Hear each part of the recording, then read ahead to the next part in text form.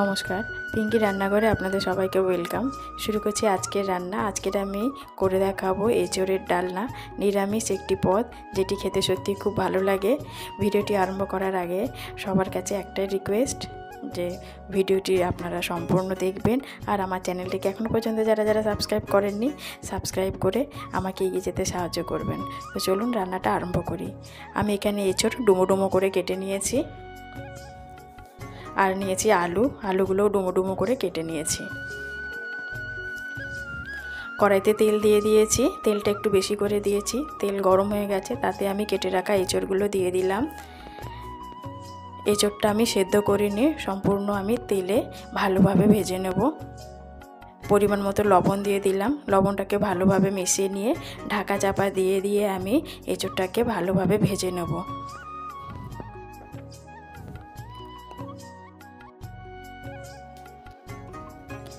একটা বাটি নিয়েছি, তার মধ্যে 2 চামচ জিরের গুঁড়ো, 2 চামচ ধনের গুঁড়ো, পরিমাণ মতো হলুদ, 1 চামচ কাশ্মীরি রেড চিলি পাউডার আর সামান্য জল দিয়ে একটা পেস্ট রেডি করে রেখে দিলাম। এঁচোড় বেশ খানিকটা নরম হয়ে গেছে। এঁচোড়টা যেহেতু আমি সম্পূর্ণ কড়াইতেই রান্না করব, সেদ্ধ করে নেব না, তাই আমাকে একটু ধৈর্য ধরে একটু সময় নিয়ে ভেজে নিতে হবে। আমি আর একবার ঢাকা চাপা দিয়ে দিলাম। এঁচোড়টা বেশ ভালোভাবে ভাজা হয়ে গেছে, দেখুন অনেকখানি ভাজা হয়ে গেছে। এবার আমি এঁচোড়টা নামিয়ে নেব। ওই তেলেই আমি আলু দিয়ে দিয়েছি, তার মধ্যে দিয়ে দিলাম পরিমাণ মতন লবণ। আলুটাকেও আমি হালকা লাল করে ভেজে নেব।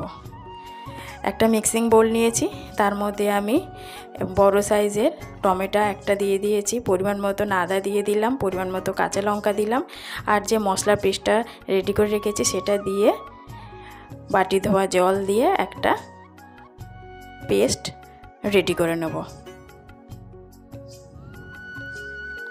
আলুগুলো ততক্ষণ আমার লাল করে ভাজা হয়ে গেছে, এবার আমি তুলে নেব। কড়াইতে একটু তেল দিয়ে তার মধ্যে আমি ফোড়নে দিলাম তেজপাতা আর গোটা জিরে, আর যে মশলা পেস্টটা রেডি করে রেখে দিয়েছিলাম সেটা দিয়ে দিলাম, পরিমাণ মতো নুন আর চিনি দিয়ে দিলাম গরম মশলা দিয়ে ভালোভাবে কষিয়ে নিয়ে তার মধ্যে আমি দিয়ে দিলাম ভেজে রাখা আলু আর এঁচোড়ের সঙ্গে খুব ভালোভাবে মিশিয়ে নিয়েছি। তার মধ্যে আরেকটু জল দিয়ে এবার আমি খুব ভালোভাবে কষিয়ে নেব।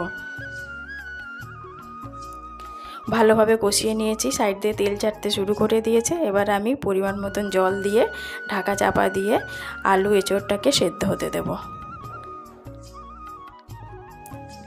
ফিরে আসলাম কিছুক্ষণ পর। তরকারিটা আমার রেডি হয়ে গেছে, এঁচোড় আলু সমস্ত কিছু ভালোভাবে গলে গেছে। এবার এর মধ্যে আমি দিয়ে দেব একটু গরম মশলা আর সামান্য ঘি দিয়ে ভালোভাবে মিশিয়ে নিয়ে ঢাকা চাপা দিয়ে আমি রেখে দেবো কিছুক্ষণ।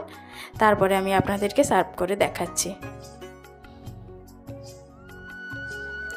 রেডি হয়ে গেছে নিরামিষ এঁচোড়ের তরকারি। বাড়িতে অবশ্যই একবার ট্রাই করবেন, আর সম্পূর্ণ ভিডিওটি